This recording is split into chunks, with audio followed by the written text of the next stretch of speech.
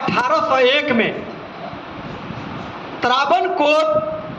त्रावणकोर जो राज्य था दक्षिण भारत में, केरला में, वहाँ जो ब्राह्मण साम्राज्य था, ब्राह्मण राजा के हाथ में त्रावणकोर साम्राज्य था, जहाँ पर आप जानते हैं कि महिलाओं को मंदिर में जाने के लिए या सार्वजनिक जगह पर जाने के लिए कमर से ऊपर शरीर को उघाड़ के रखना होता था और अंत में उस टैक्स के रूप में उसे टच भी करते थे लोग जो सामंती प्रवृत्ति के थे। उन्होंने अपनी स्तन को काट करके उसका विरोध किया। उस विषय पर हमें नहीं बोलना है अभी। वहाँ पर आरक्षण की मांग की आवाज़ उठी थी, वहाँ पर मांग उठी थी, लागू नहीं हुआ था।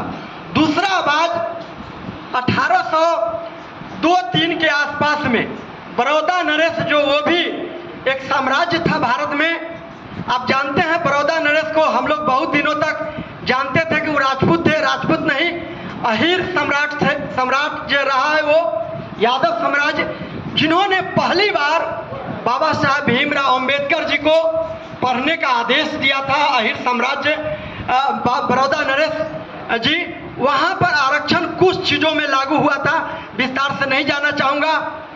और दूसरी बात वहाँ चर्चा चली थी, जिस बात को बहुत तेजी से बाद में चल के आप 1902 में साहू जी महाराज उसको लागू कर दिया था 50%। इससे पूर्व के वक्ता ने बताया है, बाद में उन्होंने 100% भी कर दिया था। वह बात भी यहाँ कई वक्ताओं ने कहा है, उसे रिपीट करने की जरूरत नहीं है, हमें उसमें समय नहीं गंवाना है। आरक्षण के लिए, आरक्षण को आगे बढ़ाने में एक महान पुरुष जिन्होंने बहुत बड़ा योगदान दिया, माली समाज से थे, ज्योतिबा फूले। उनकी चर्चा बहुत कम हुई है, हम लगातार सभी वक्ताओं को सुन रहे हैं। ज्योतिबा फूले ने आरक्षण भारत में लागू कराने में उनका बहुत बड़ा योगदान रहा है।